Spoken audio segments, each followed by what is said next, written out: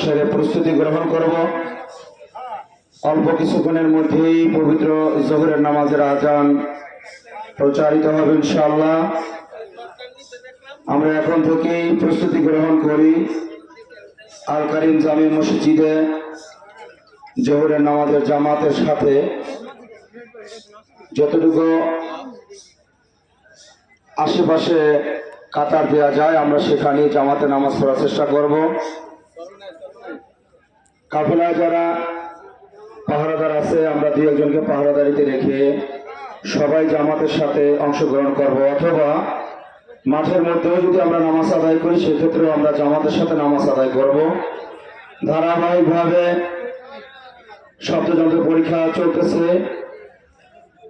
যদি আমাদের নজরে কোথাও কোনো ত্রুটি ধরা পড়ে আমরা কখনো কোনো তারে বা কোনো মাইকে হাত দিব না।